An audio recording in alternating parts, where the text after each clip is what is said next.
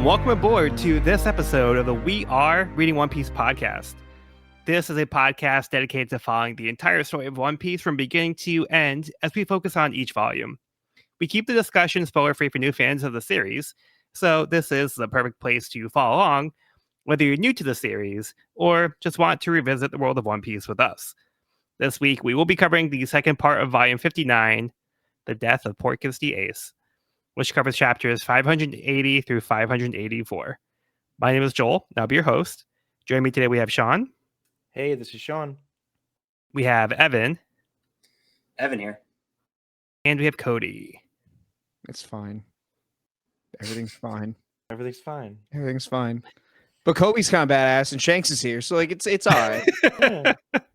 Yeah, we're moving on to the next part of the story. We're keeping this ball rolling. So Yeah. Hey, the piece is winning.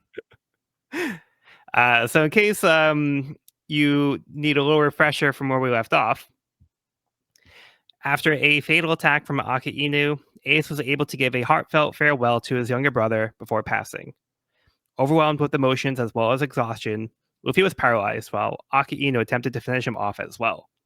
Thankfully, Jinbei was able to grab Luffy out of harm's way in time.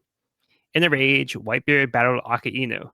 Aka Inu took out half Whitebeard's face, but he kept on fighting.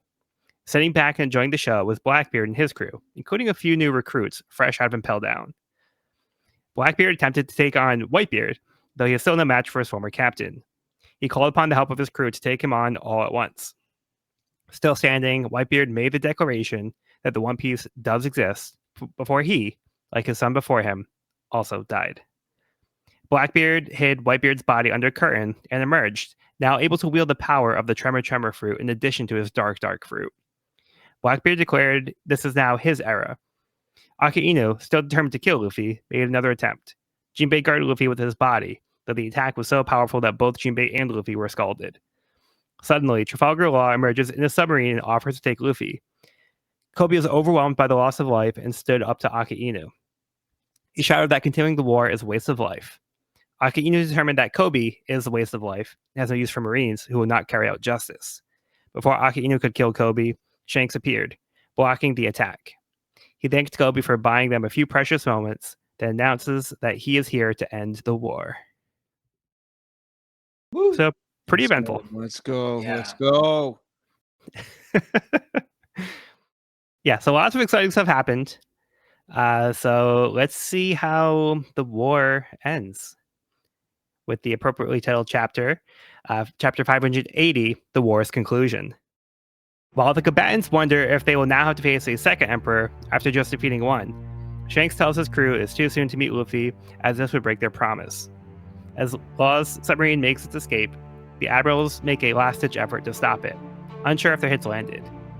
Shanks negotiates with Sengoku to end this war, to which he accepts. The war is officially over. Okay, so Shanks shut it down. Mm-hmm. All right, party's over. Now, to Shanks' point of why he doesn't meet Luffy yet, so like, wasn't there promise like you'll meet me when I become a great pirate? Yep. yeah, Does Shanks not think he's a great pirate yet? I don't think so. I think that's what I'm think getting. All right.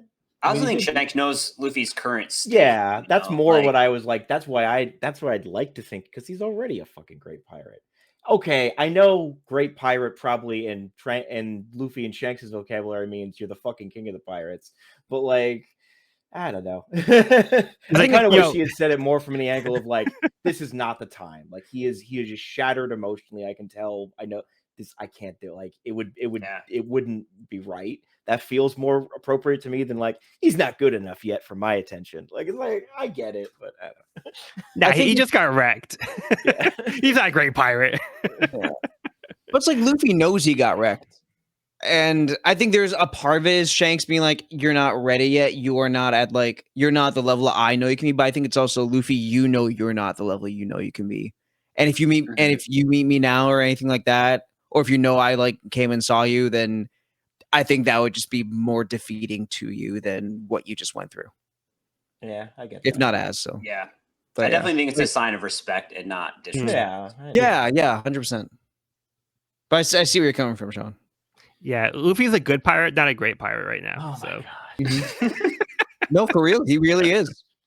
But also, Yeah. he knows Luffy would not want Shanks to see him like this. That is again, Hmm. like I Like that. That's what I like to take it as. It's like, well, why I think did both he are die? true. Because he was protecting Luffy.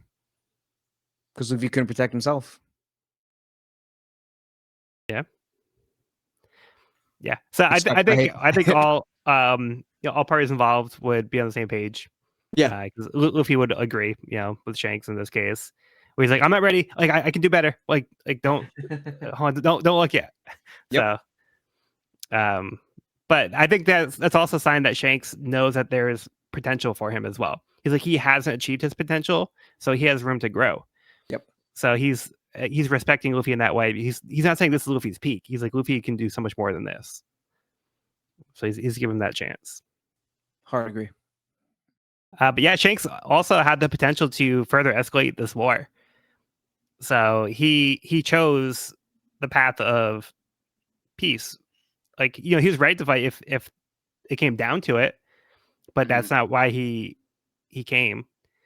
He wanted to end this war, and that's essentially what happened. He was a deterrent to stop things from escalating further.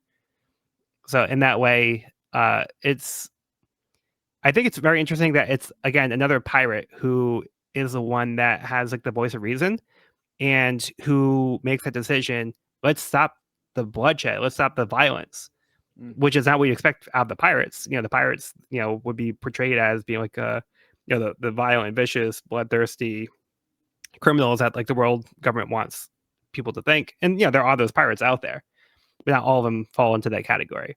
So Shanks is the example here of being let's all just kind of stop this fighting and live to see another day.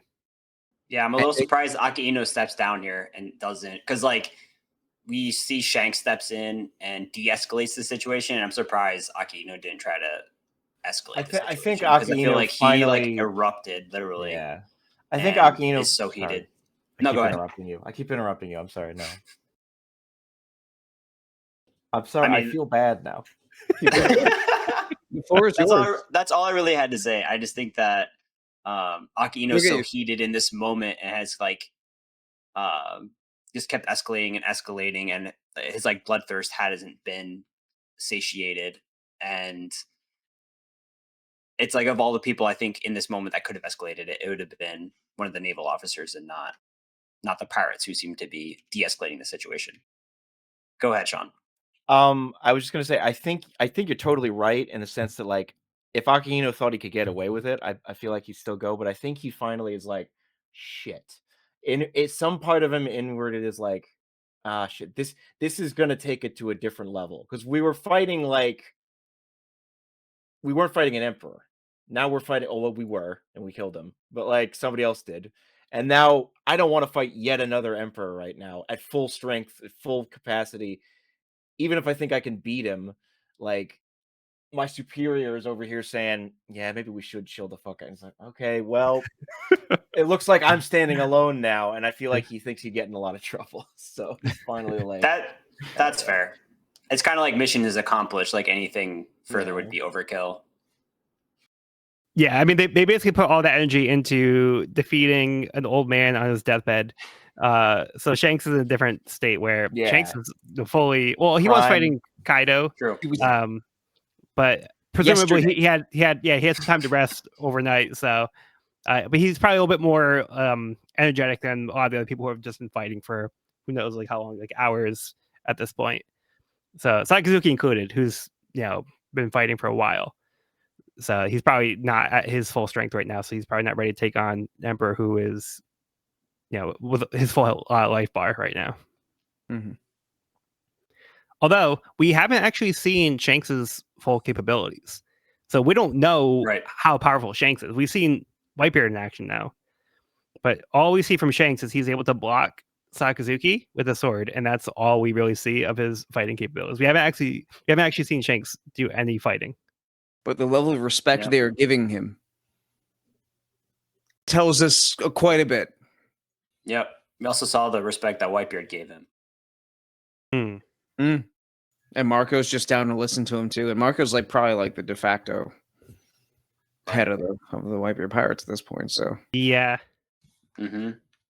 So pretty much everybody kind of recognizes the situation. Even Blackbeard. Blackbeard's like, nah, I don't want any of that smoke either. So I don't need that smoke. I'm good. Hey. Even Mihawk says, I was here to fight Whitebeard. That was in the contract. Yeah, and that wasn't like I'm scared of him. It's just I'm not. Nope, you can't make me. I don't feel like it. Piss off. It was not in the job description. Yep, and good for him. I respect that. But he also, I think, has a respect for Shanks because they are somewhat acquaintances. Because we had the moment where Mihawk approached Shanks back when he encountered Luffy. So I met this interesting pirate. So he knows. We know he's like somewhat friendly with Shanks at least.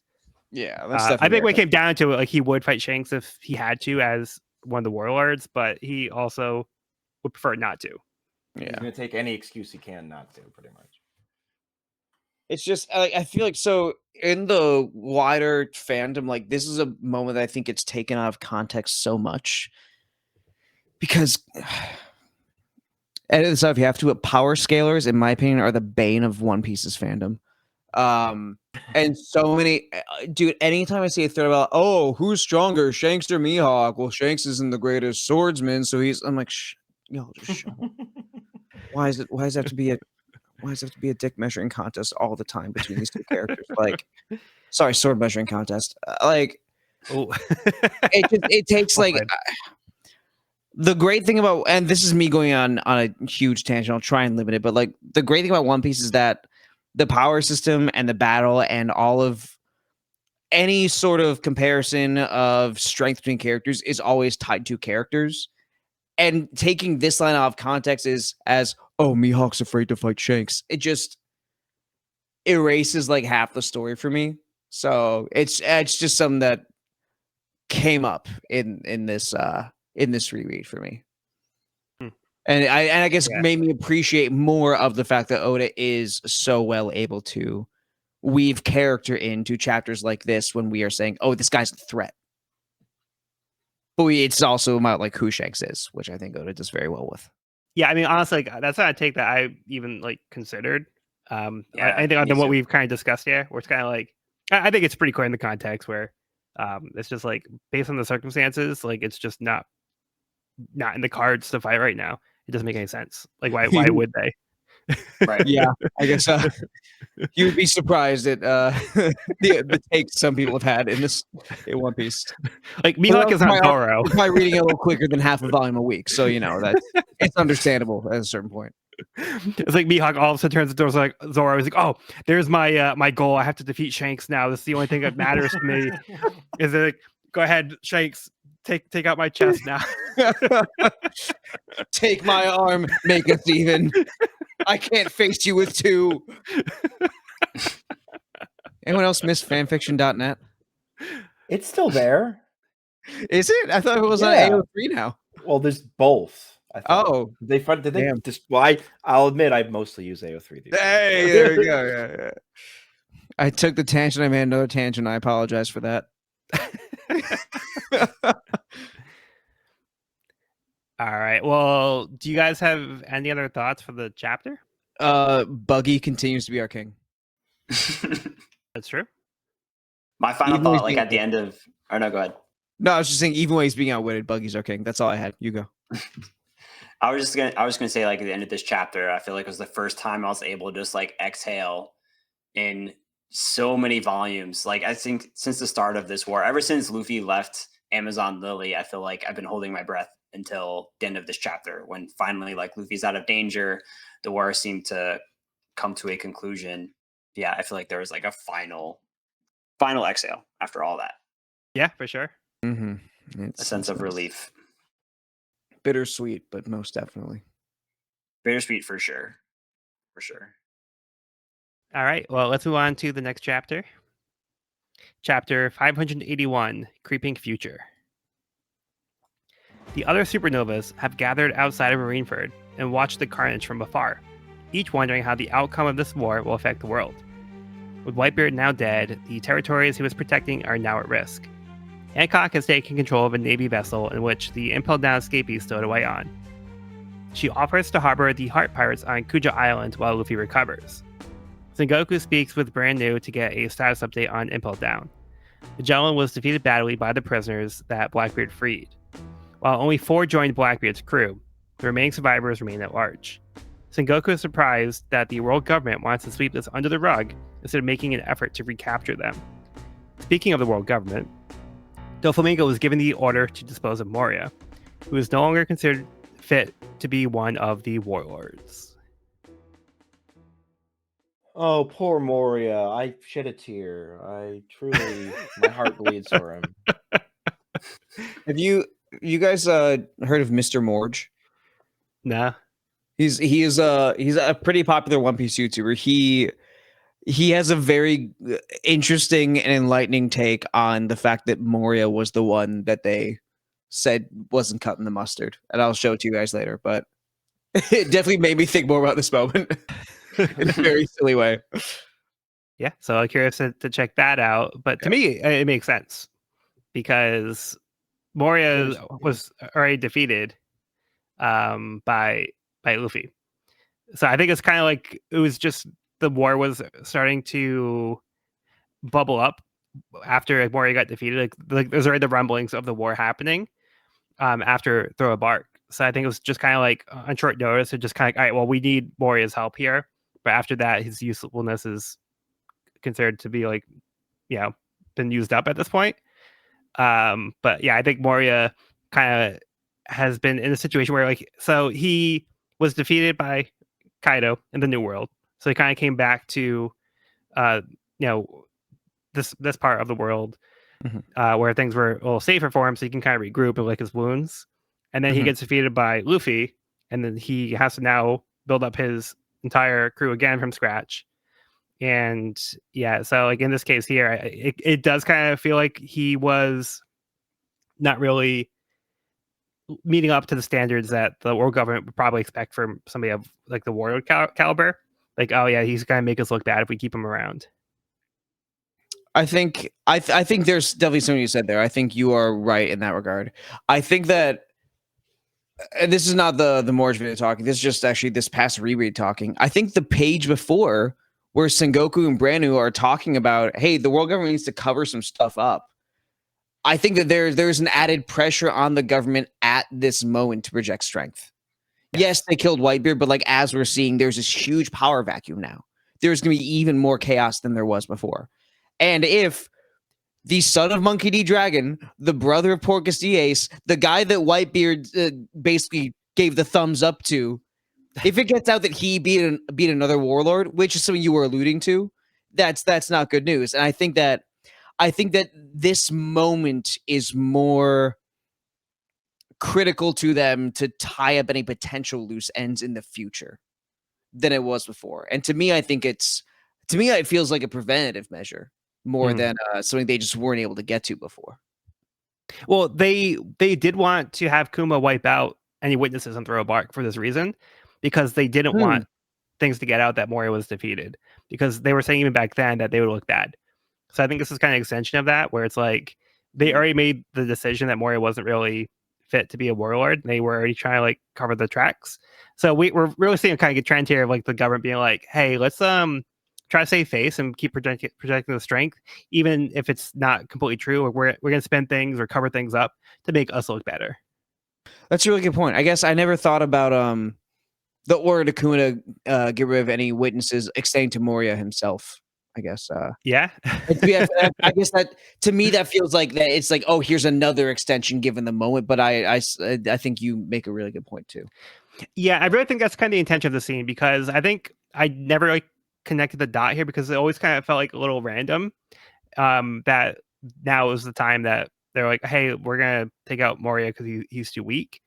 But I think with that context of Throw a Bark, I think that's just an extension of that carrying out to here. And I think they pretty much just use him for the war because they needed his strength as a warlord to help, because they needed like every person they can get. But I think now they're like, okay, now that that's done, we can clean up house and try to get somebody better in. I see your point. Yeah. I see where you're going from. That's my read. And an interesting note is that order came from someone above Sengoku, which I thought was an intriguing little tidbit. Who could this be? Who is there above Sengoku? It's a small list. Very small. And I have imitated several of them.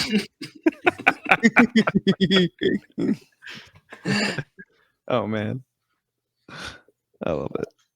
But yeah, we've been seeing like Sengoku's not fully agreeing with like the decisions that the world government is making. Like he's even questioning like the decisions. So he would want to handle things a little differently. So he's just kind of in this situation where we see like he even says like, "Oh, that's absurd." Like he's like angry at how they're handling the situation, but he has to kind of fall in line because that's he's just kind of like that's his role. Even though he's like the head of the Navy, he still has to answer to the people above him. It just always sucks in One Piece when the minute someone does something legitimately altruistic, the government says no. Fuck you. Trying to do the right thing? Who do you think you are? No. Oh, you want to do the job you're supposed to? Buddy. No, that's not how this works. No. Stupid old man.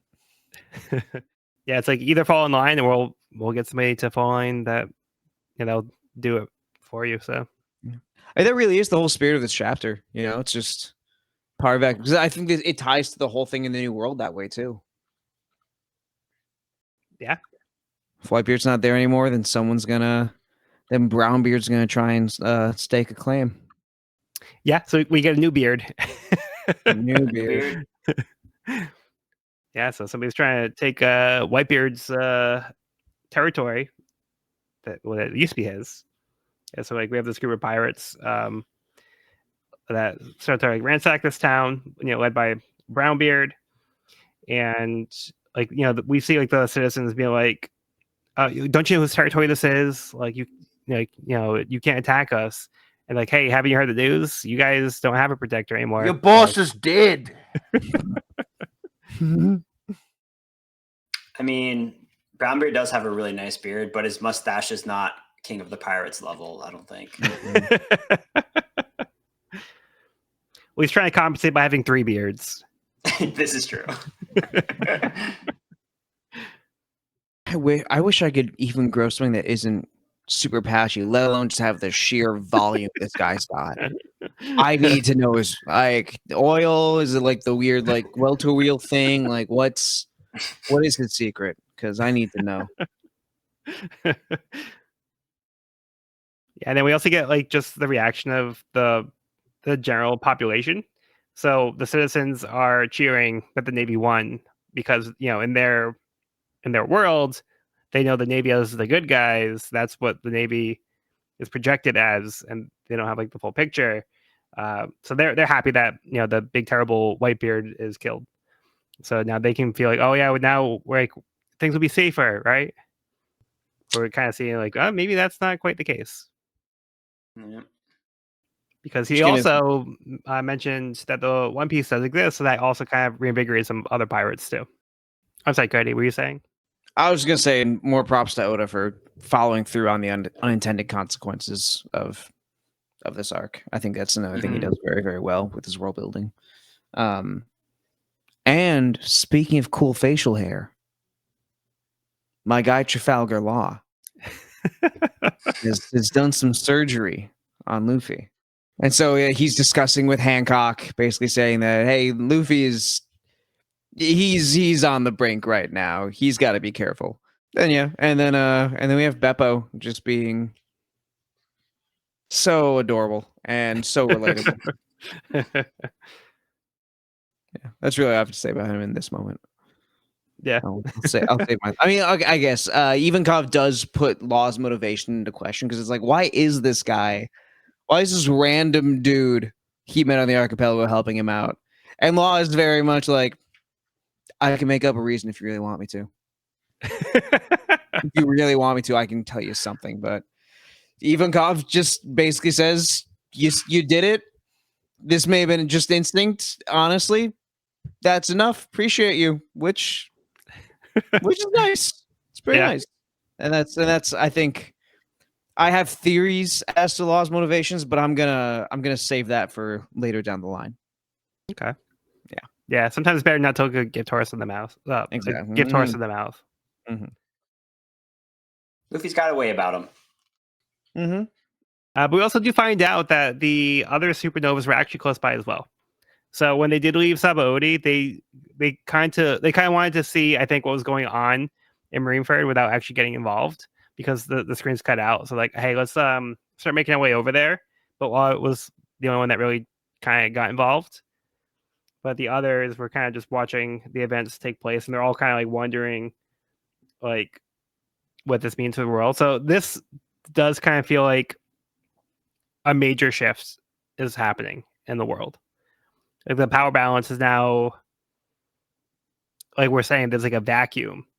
So the state of the world is now going to likely change.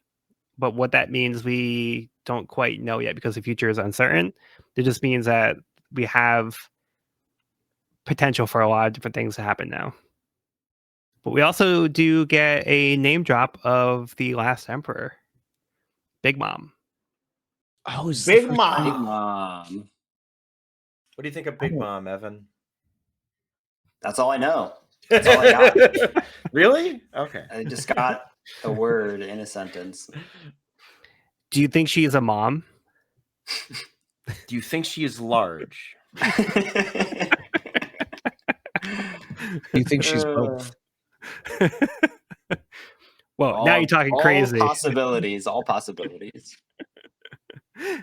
Yeah, so we don't really get too much information, but Kid does drop the name of Big Mom here. I'd forgotten this was the first time we got that mention. Totally slipped over me, I guess.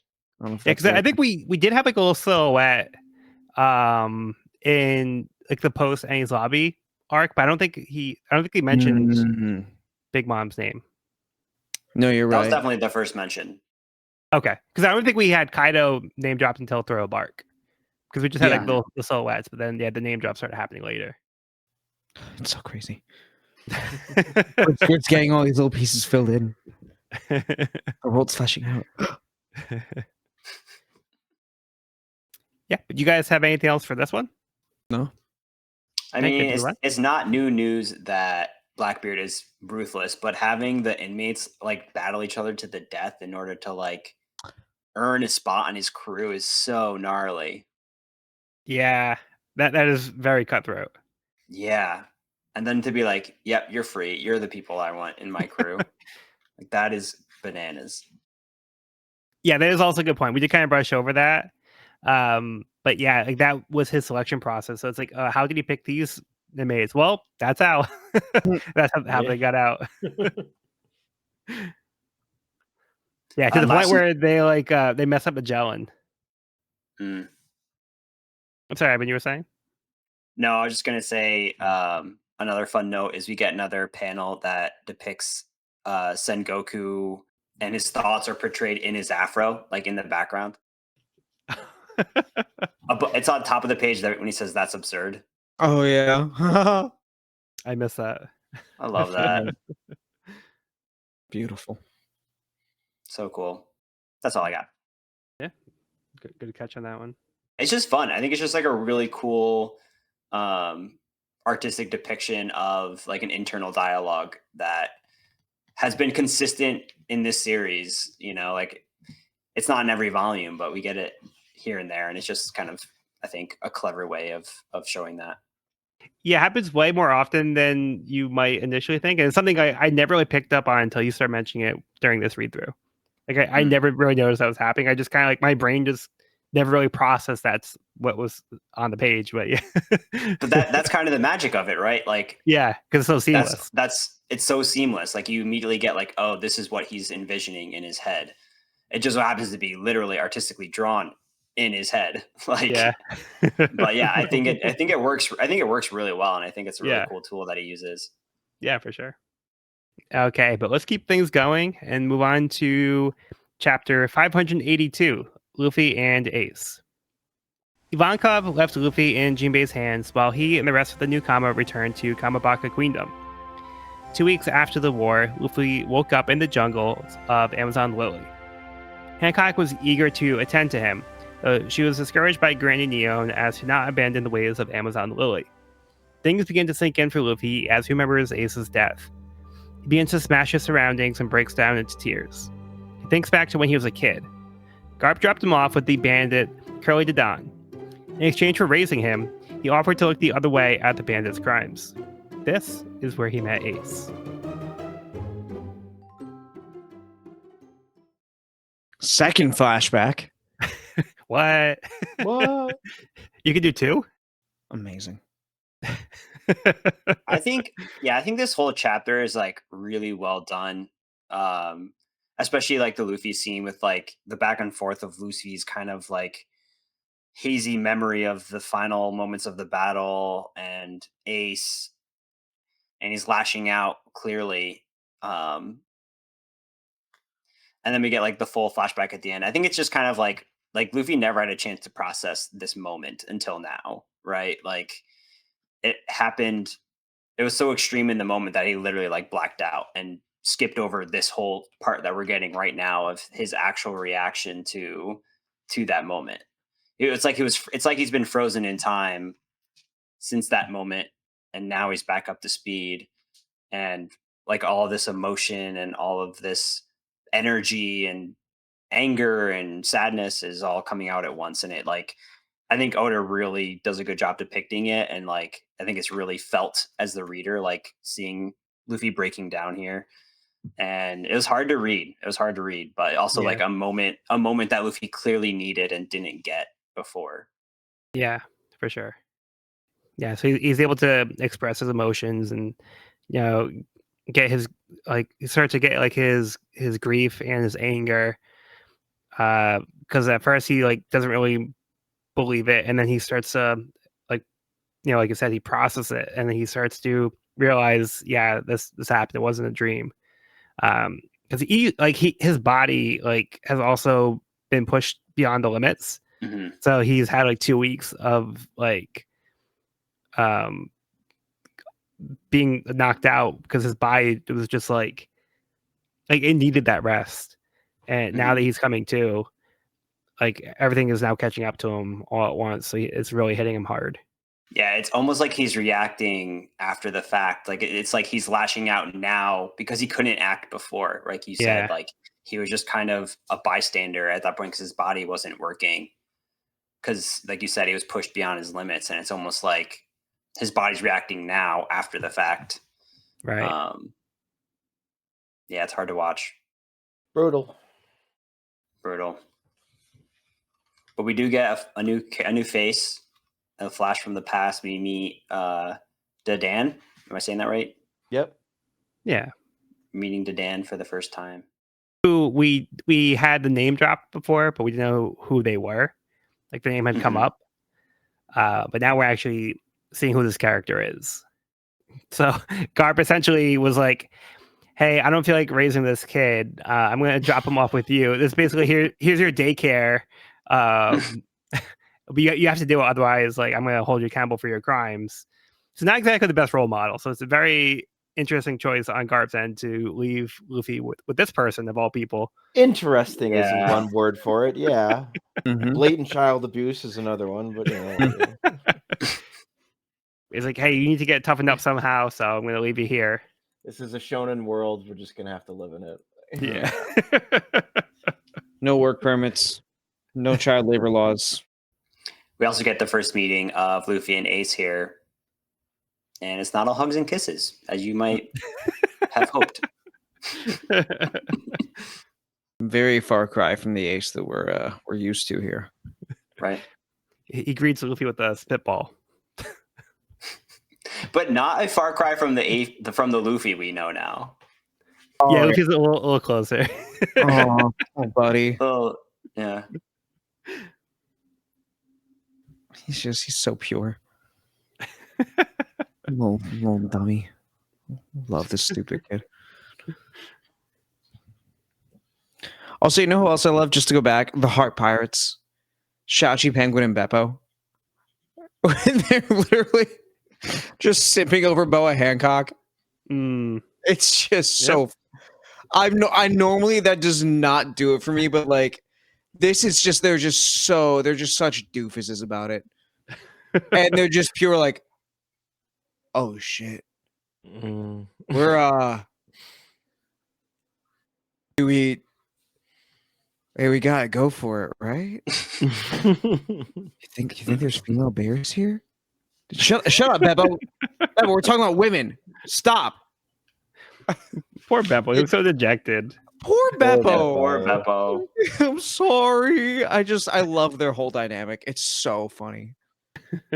And just the fact that, like, as we've seen, their captain is like there's this very, very serious guy. I think it's such a great dichotomy.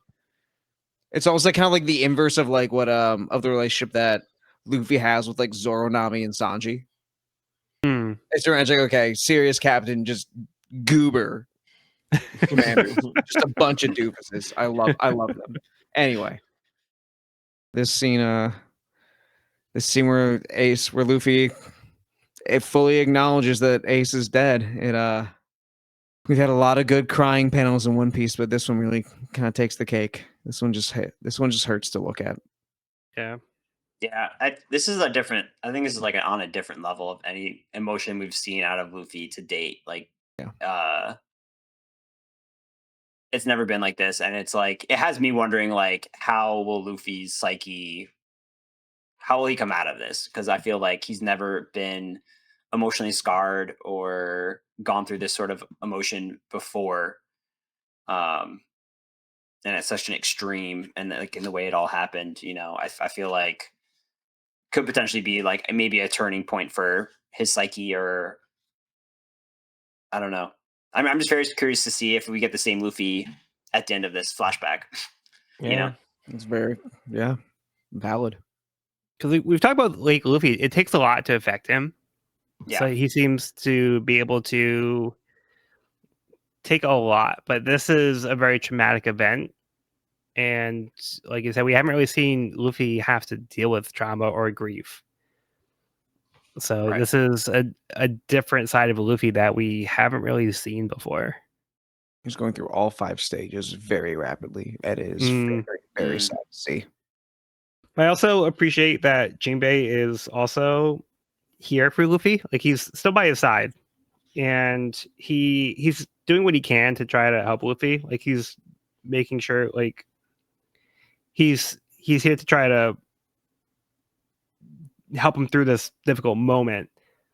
But I think it's important that Jinbei doesn't abandon Luffy here. Like, you know, he could have been like, "Yep, I saved him. You know, I did my duty."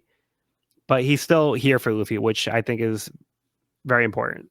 Yeah, I think that's going to feed into some stuff that we'll uncover as we get in the volume. But you are completely right.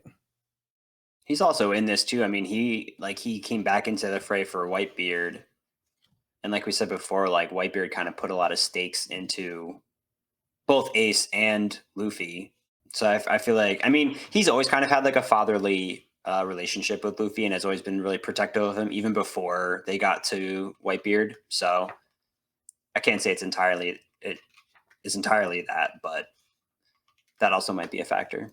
I mean, there's also like that little quote between him and Ace earlier in the volume, in the flashback, where Ace was like, "Hey, will you protect my brother?" And Jinbei's like, "Yeah, I can't promise that. If I like him, sure. Yeah, but I can't." And clearly he does. And that's really beautiful right now.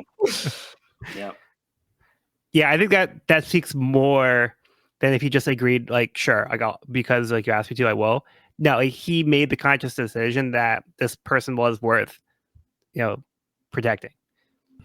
So that's after he met Luffy for himself, and he made that decision. So right, and he's not just saying, "I'll just take your opinion." Like, I'm going to make my own opinion. Yeah, you know, like to a degree, like this is even like just staying with Luffy for like even a little while is like kind of a big sacrifice for Jinbei right now, because they talked about, you know, what Whitebeard means to Jinbei, what Whitebeard means to Fishman Island. And as we saw a few chapters ago, the world is in chaos. Anything that Whitebeard laid a claim to, anything Whitebeard was protecting is getting invaded, and Fishman Island's probably not in a great place right now. But Jimmy it's said up for no. grabs. Yeah, so Jimmy's like, no, this sucks, but like I genuinely want to make sure Luffy is safe. Like Luffy is on the same level as his people right now. Luffy is his people. Yeah, that's big stuff. Mm-hmm. Okay. Any other thoughts before we move on? Ready. Okay, moving on. Chapter 583, Gray Terminal. Dadan did not want to raise Luffy, but figured she would put him to work if he was going to live here. Luffy was more interested in following Ace into the forest to see where he was going. Luffy couldn't keep up and was lost for a week before returning. Dadan and Ace figured he would be dead by now. Luffy continued following Ace for months, eager to be his friend, until he, one day, was able to keep up and find out where Ace has been going. Ace had been traveling to Gray Terminal, a massive junkyard where discarded things and people were left. Nearby in the woods, Ace had been meeting with a boy named Sabo. Together, the two had been gathering and hiding treasure in hopes of becoming pirates someday. Unfortunately for them, Luffy found out what they had been up to and wants to be part of it. After Luffy arrived, one of the pirates that Ace robbed earlier appears. While Ace and Sabo managed to hide, Luffy was captured immediately. Piecing together that he must be with Ace, the pirate Porchemi takes Luffy back to his hideout. Where do you guys want to start on this one? I want to hear Evan's opinions on this Sabo guy.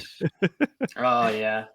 Well, first of all, I love how it's just like, oh, just kids being kids, like running off into the forest, fighting tigers and crocodiles and vicious serpents, and then getting like and stealing from pirates. I think it's hilarious. And, like, just fits perfectly into all of their characters. But yeah, we meet Sabo, who was mentioned previously. We finally get to put a face to the name, and it's Ace's best friend and they all share the same dream. Like they all want to be pirates together. So I think that's pretty adorable. And they're like saving up money, like hiding it in like their secret stash.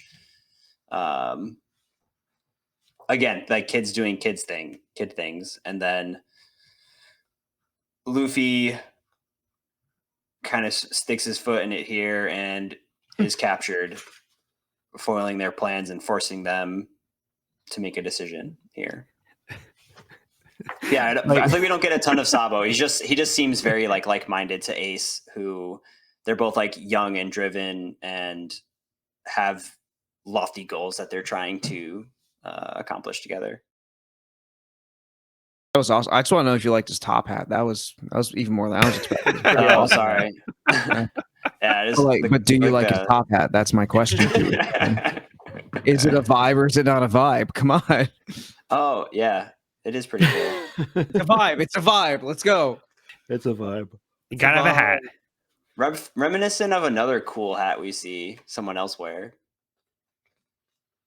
Thinking of like Ace's hat a little bit. Oh, yeah. Kind of, yeah. What? Or Luffy's hat. Not quite the goggles. It's got the smiley faces, but.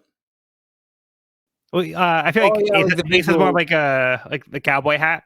Yeah, it's more of a cowboy hat. That's true. Whereas like Luffy's got like the straw hat, and then Sabo has like the gentleman top hat, but with the goggles on it. Yeah. I love the fact that we just came off of the arc where Luffy spent like a good 1/2 to 2/3 of it getting his ass kicked, and we see Luffy once again getting his ass handed to him in this flashback. Mm-hmm. Oh, it's just yeah. It's just so fitting. The fact that this is when he comes back to this moment, I think that's a lovely little tie that I didn't even occur to me till just now. Good job, I love that. I also love the classic Luffy disappearance panel. They look over like, "Where's Luffy?" And it's just like that empty space for the lines. It's like, oh, of course, you got the trouble like in the span of like half a panel. Yeah, like it's like even like in Marineford, where it's like where's Luffy? It's like, of course, he's running into the obvious trap that was like Oars' path, where Luffy was the only one charging up and falling for the bait. So it's like the same situation where it's like Luffy's just automatically going to be getting into trouble somehow. I think there's also like a portion of it too. That's also because like these two crackheads tied him up. Okay, kill him. What? No, you kill him. I never killed somebody. Well, I can't. I never killed somebody either. Like, y'all, you could have talked about it. Like, this is they need to go. This is kind of their fault at the same time, which it just makes it even funnier. And then we have the classic Luffy lying face. Luffy trying to lie. Nope.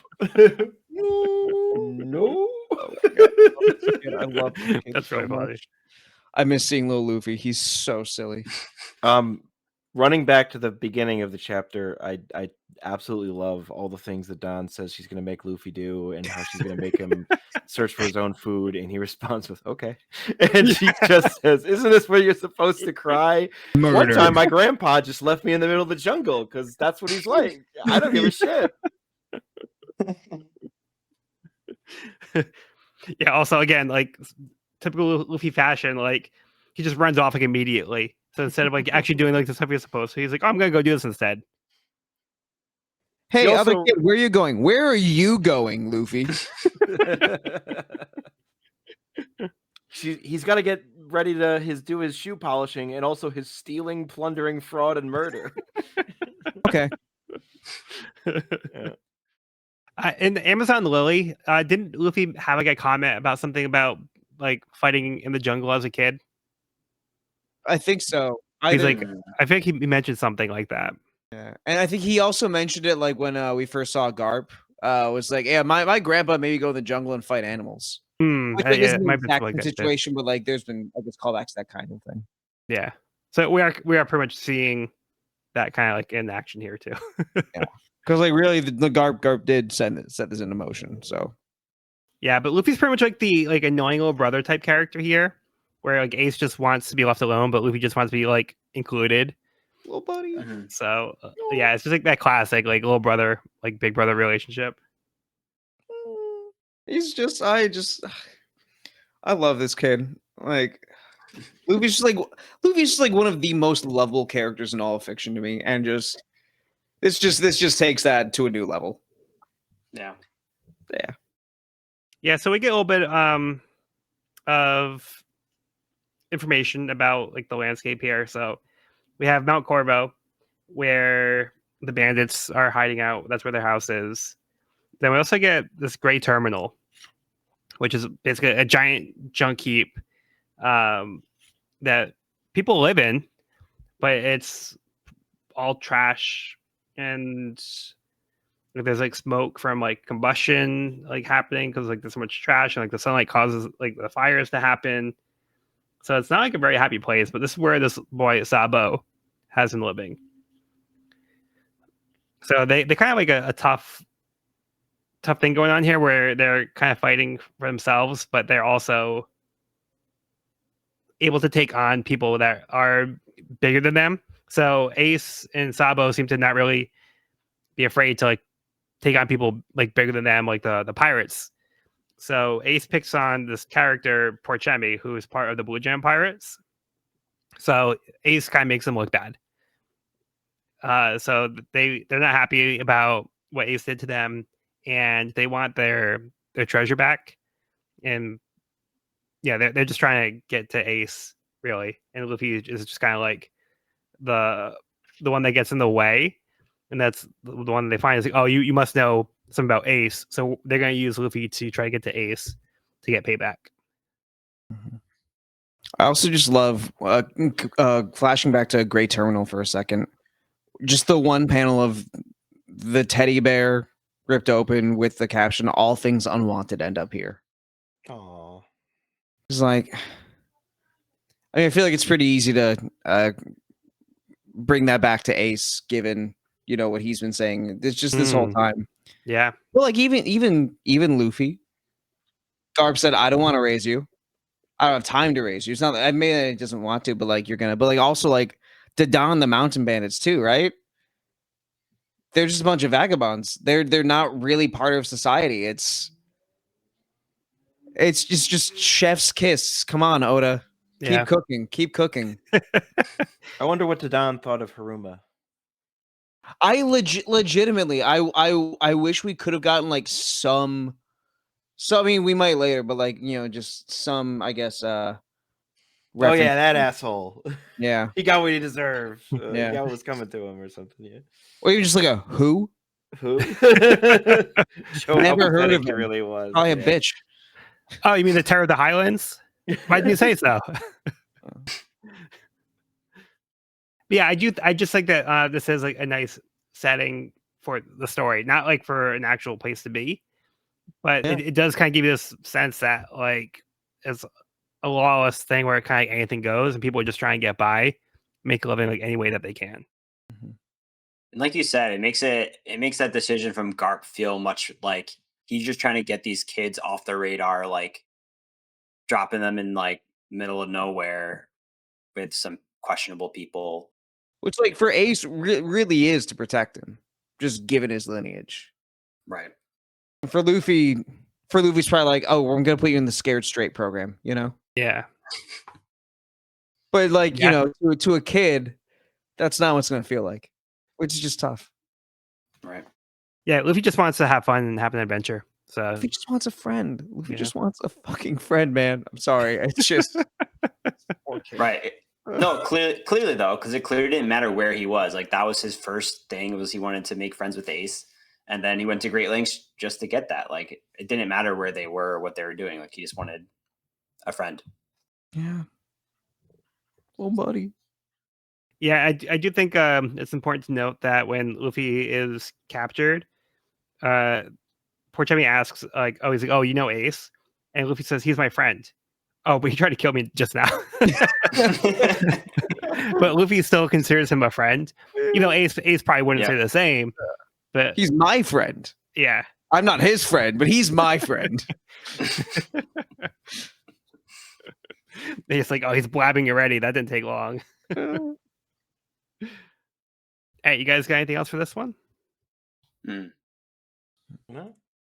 All right. Well, let's wrap up the volume with chapter 584, Incident with Porchemi.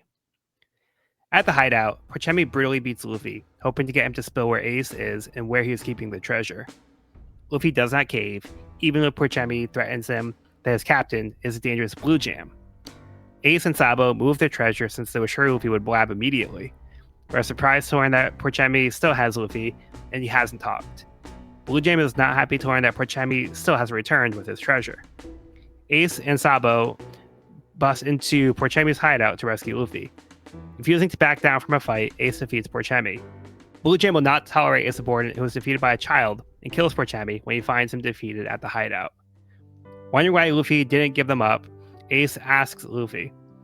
Luffy tells him that if he blabbed, then Ace wouldn't want to be his friend. He doesn't have anybody else. Ace realizes Luffy needs him, though he finds him annoying still. Sabo points out that if they stay here, all three of them will be targets of the pirates. So they all decide to go back to the Dons and have Sabo live with them, despite the bandits' protests.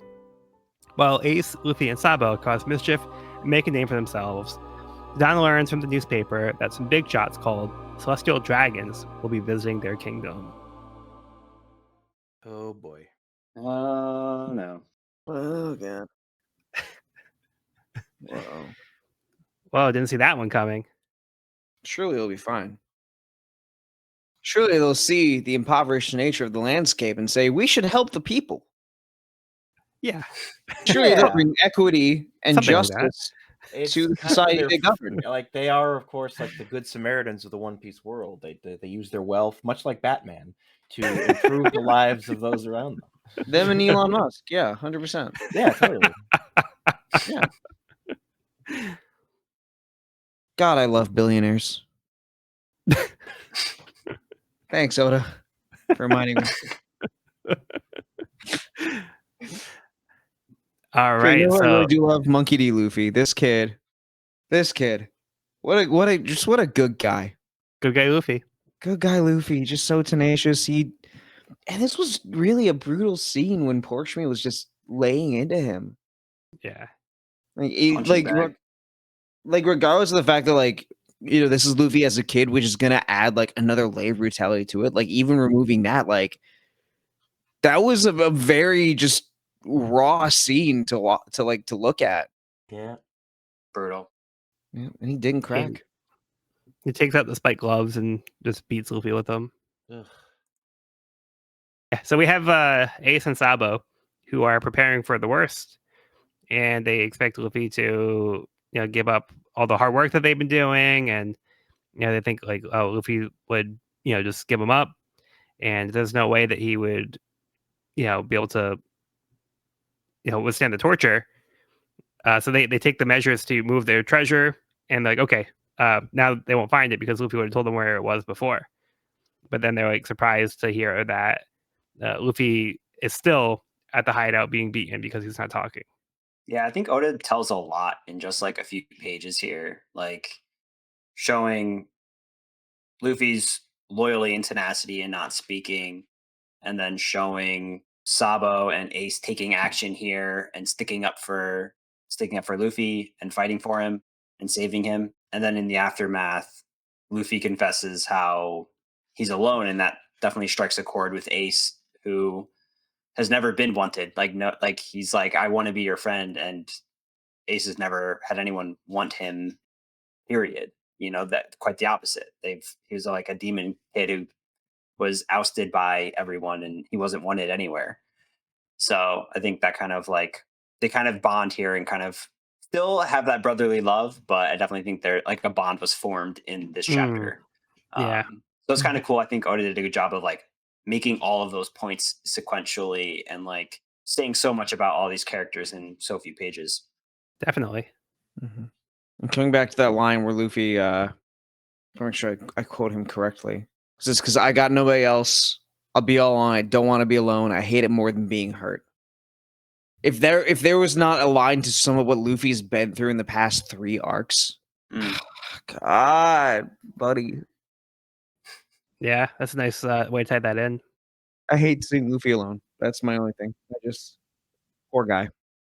I guess it's something he carries with him, like throughout his entire journey. Like, he's not just building a crew; he is building a family. He is finding friends. He's finding these people that truly understand him and that he truly understands and can be there for. And I think and this is just where, Shanks, I guess, influenced that to a degree.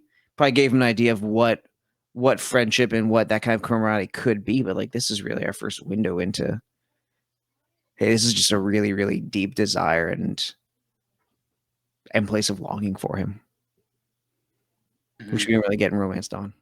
But yeah, I mean that's a great point, because the people that Luffy recruits are reliable people that like he can call his friends as well. So it's not just like a transactional type thing where it's like, okay, well, you're gonna have this role because I need you to do this. It's like I want some people that I can trust and like I gel with, and people I like being around. Whereas like, Blackbeard, his process was, hey, let's just take people who can kill other people really well. So Luffy's process is a little bit more selective in that way. Or more well, they're both meaningful. Selective. Yeah, but different motives for sure. More personal. Yeah. Yep. Not just who's gonna be the best tool for me. Right. And then also we have. Oh, I'm sorry, Sean. Do you have something? No, I'm just looking at the last bit of just like learning just Goa Kingdom and how like we've incorporated all the way back to Romance Dawn. Like, oh, it was part of a larger world too. Windmill Village wasn't just some quaint little island off in the middle of nowhere. It was also part of a larger structure within the world government, and we're seeing all the stuff that just didn't get shown before. That's really cool. Yeah. So it gives us a little bit more information about where Luffy came from. I feel like it was mentioned. I think the Goat Kingdom might have been mentioned by Ivan Cobb in the flashback. Oh, okay. With Dragon, but I don't remember specifically what was said. But I think he said something about like Dragon being from the Goa Kingdom. But we didn't have like the context of like that's exactly where Luffy was from too. But this does give us more information because there's like that little map, right, where they say like the Goa Kingdom is like the larger area, but then like Windmill Village, Mount Corville, Great Terminal, those are all components of the Goa Kingdom that make that up. So yeah, that does give us more details about that. But I also wanted to mention that we also have this moment too where after Ace and Sabo go to rescue Luffy, instead of just running away, Ace makes a point that he doesn't want to back down from a fight, and he wants to fight Porchemi, which felt kind of like the moment where they were trying to escape from Marineford, and Sakazuki said something to Ace like, "Oh, like Whitebeard is a loser," and then Ace like, "Wait, what'd you say?" So I kind of feel like it's the same type of personality trait that he had even back then, where he didn't want to back down from a fight. Like he wanted to stand his ground. Kind of like, again, that Marty McFly, like, who you calling chicken? So it's like that type of situation. That's a really good point. Mm-hmm. Yeah, so it's a nice character building moments for the kids here, and kind of seeing how their relationship started to form. And what's changed and what hasn't changed. Yeah. All right, would you guys have any other thoughts for the chapter or the volume as a whole? I think that's about it. Same. Yeah. Again, I'm just excited to see, or curious to see, how Luffy comes out of this flashback. So we will see. Mm-hmm. All right. So this volume, we did wrap up Marineford. So it is time to update our arc rankings. Sean, do you want to walk us through your current rankings and let us know where you would put Marineford? Sure. My current rankings, starting from the very top, is Arlong Park at the very top, then Alabasta, then Enies Lobby. That's S tier. Moving down to A tier, at the top of A tier is Water 7, then Shibauti, then Impel Down, then Baratier, then Skypiea, then Little Garden, then Logetown, then Drum Island, then Romance Dawn. At the top of B tier is Amazon Lily, then Jaya, then Orangetown, then Syrup Village, then Whiskey Peak, then Reverse Mountain, then Long Lane. Every fucking time. Long Ring, Long Land. C currently has nothing, and D is Thriller Bark because of the one Sanji bullshit. Marineford, man, it's a tough one. It's the top of fucking S. It beats Arlong Park. It is the best arc in the series so far, but potentially even for me, maybe even the stuff that Evan hasn't read. So yeah, Whoa, it's my favorite arc in One Piece. Damn. very decisive. Wow. Yeah, I've said before right. that Powerful stuff. Like, to put it in another perspective again.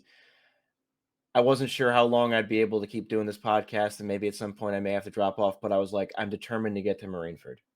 That's how much it's my favorite.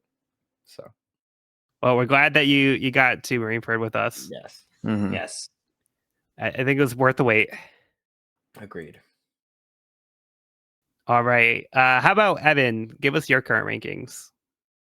All right. My current rankings are S tier, Alabasta, Arlong Park, Baratier, Skypiea, Water 7.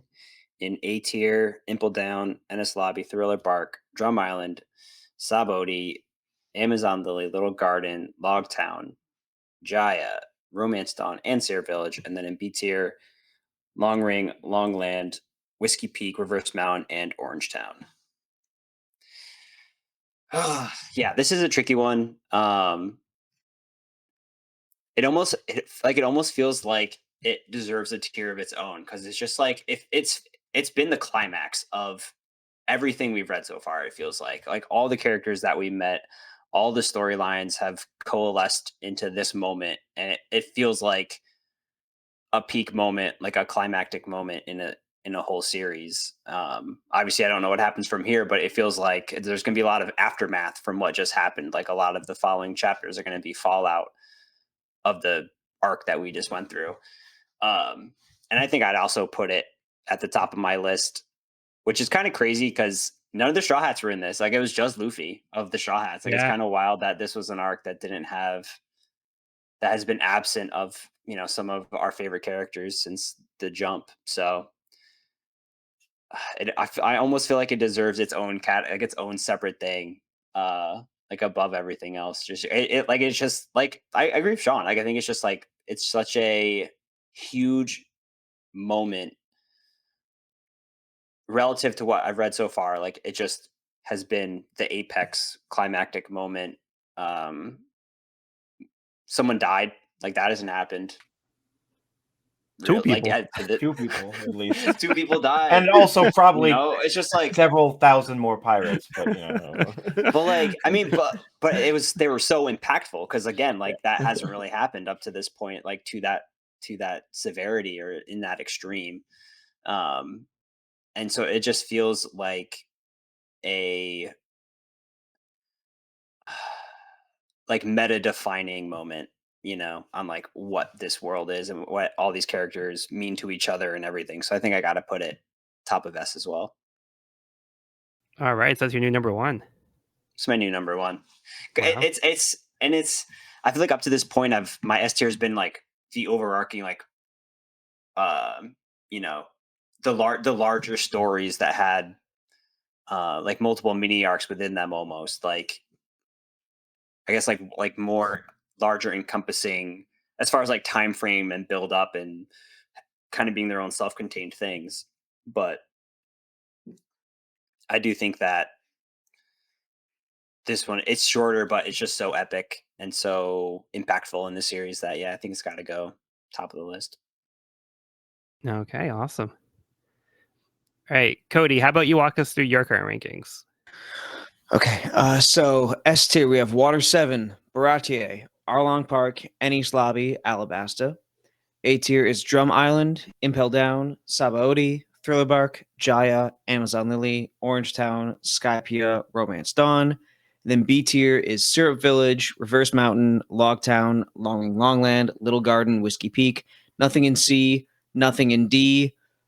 We'll see if that changes. I know my list is getting more and more top heavy as time goes on. For now, I'm not concerned.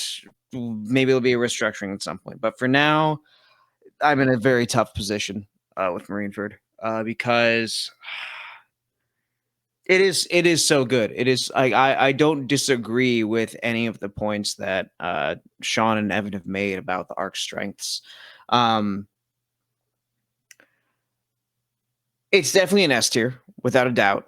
The only question is where, because the fact that I've split Water 7 and Ennis Lobby up. Actually, let me just compare it to Water 7 and Ennis Lobby, because this has a lot of those strengths where so many of the themes of the series coalesce in such a beautiful way. The stakes get so much higher. The emotional highs and emotional lows are so steep, which are just some of my favorite things about One Piece. I miss the crew at this point. I really, really miss. But I also acknowledge that is one of the things that makes the arc so great at such a well utilized risk from Oda. The fact that he did go out on a limb and say, no, we're going to make it about Luffy and the rest of the world. I think there really is something to that. So, I can't really count that against it either. But I think at the end of the day, Water 7 is still my favorite. Water 7 is still like the arc that defined One Piece for me, that really, really cemented it as this is my favorite thing ever. And Marineford kept it going, but I don't think it had the same amount of impact. And I can't keep putting Baratier on a pedestal forever, so I'm going to say Marineford is number 2, right after Water 7. Whoa, that's pretty big. Yeah. At first, I was thinking between Arlong Park and Ennis Lobby, but there's just something about the stakes we have in Marineford that I think Arlong Park defined the stakes. Marineford brought them to a new level, but Water 7 had stakes and themes. I think that's where my decision making process is. Do you think there's nostalgia tied into that as well? Like it just holds a special place in your heart from like for Water 7? having read it. Yeah. To a degree. I think it's also just because of the fact that I think regardless of when I came in, I think Water 7 also just marked a big tonal shift that I think added a lot to One Piece. I think that's something that I think was a part of Marineford, but something that we might not have had if Oda hadn't made the decisions he did during Water 7. Totally. Yeah. I'm not saying it's good or bad. I'm just curious. Oh, no. It's a very good question. And I do admit that there is some nostalgic bias, but I think there's also like a bit, it's like yes and no, if that makes sense. Yeah. Yeah. I don't think it has to be necessarily a bias though. It's just like, if it holds a special place in your heart, like that's completely acceptable and should work into rankings, I think. I guess subjectivity then is probably a better word for it, because it's not necessarily bias. Yeah. But that's why I made the decision to give us each our own arc rankings, because like I was saying, like these different arcs will mean different things to us. So like certain arcs just resonate with us differently. And that's our personal experience with this series. And that's why I think it's so important for us to have our own individual rankings, because of like how different they can be for different reasons. So they're all very personal for each of us. Yeah. And they lead to these great discussions. All right, cool. All right. So I'm going to go through my current rankings. So currently S tier, I have Alabasta, Annie's Lobby, Arlong Park, Water 7, Sabo Odi, Jaya. A tier, Throw a Bark, Drum Island, Impel Down, Skypiea. B tier, Long Ring, Longland, Bratier, Little Garden, Syrup Village, Logtown. C tier, Amazon Lily, Orange Town, Romance Dawn, Whiskey Peak, Reverse Mountain. So I kind of have like the same situation with Cody, where like Water 7 like is the arc that kind of has like a special place for him. For me, like Alabasta kind of has that like magic to it as well. Going through the series my first time, like Marineford was like a clear number one for me. It was like no doubt.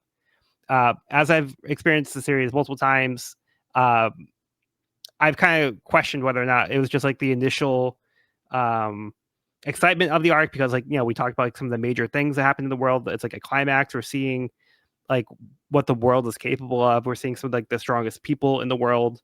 Oda makes like, these bold decisions to kill off characters that we didn't think would happen. There's been so much build up to it. So then like going through, like I wasn't really sure if when I went into my rankings if Alabasta would still be number one, because like Alabasta I think story wise might be a stronger arc, but Marineford just has this impact where it's so epic, and it's like the culmination of what One Piece has been building towards, and it's just kind of taking a lot of those different elements and clashing it together. And like you were talking about how we don't have our typical Straw Hat crew for this arc, which is very unusual. So to me, it is like you were saying, both a positive and a negative, because we do have like a different crew for Luffy this time. So we have a time for like different characters to shine. But yeah, all the stuff with like Blackbeard and Whitebeard and Ace are all just super crazy. We don't know what happened. But with all that being said, I do have to agree. Marineford is my number one arc as well. Wow. So I'm putting an S tier above Alabasta. But I was kind of on the fence because, again, Alabasta I think is an amazing arc, but I don't think I ever intended to be my number one. I'm actually very surprised that it stayed at number one this far into the series for me. But Marineford, I think it's just hard to beat with like all those different factors. I think it's just number one. It's getting so hard, man. I feel like I say this every single time we have a ranking, I know, but the arcs just seem to get better and better and better as we're going through. And having only read up to this point, it's like really hard to imagine a situation that has like a bigger scope than this arc. Like everyone, all the important names that we know were all like in the same place at the same time. Like it was seemingly such a pivotal moment that it's like kind of crazy to think where the series is going to go from here. Like it like I said, everything's been on an upward trajectory, and it feels like this is the peak of that trajectory. And it feels like, like I said before, like I feel like there's going to be a lot of aftermath after this, so we'll see. I'm very curious to see where we go from here. Yeah, and to take a term from Sean's book, this really does feel like a paradigm shift. Because like the world just feels like it got turned on its head from this arc, and we don't know what that means quite yet. So we'll have to see how this has a bigger impact in the world, but it does feel very weighty. That is going to have a massive impact in the world. We just have to see how that plays out. On a global level, and also like for Luffy on an individual level, I feel like Luffy's never been tested or challenged like this, both mentally and physically before. So I'm curious to see how the aftermath of that as well. Yeah. So we will see how things play out in a future episode. But for now, that will conclude this week's episode of the We Are Reading One Piece podcast. You can find this episode wherever podcasts are found at We're Reading One Piece podcast.buzzsprout.com or on our YouTube channel at We're Reading One Piece. This is a spoiler-free channel up to where we record the podcast, so if you're new to the series, you can visit the channel there. You can also find me and this podcast on my YouTube channel at Pirate King Codex for more One Piece content. If you have any questions, comments, or feedback, you can reach us at wearereadingonepiece@gmail.com. We'd love to hear from listeners, so if you're enjoying the show, or if you have any suggestions on how we can make it better, let us know. Next episode, we'll be starting Volume 60, My Little Brother. I've been Joel, and I've been joined by Sean. This has been Sean. Evan. Thanks for listening. And Cody. See you next time. All right. Well, be sure to bring along all your hopes and dreams, and we'll see you on the next episode.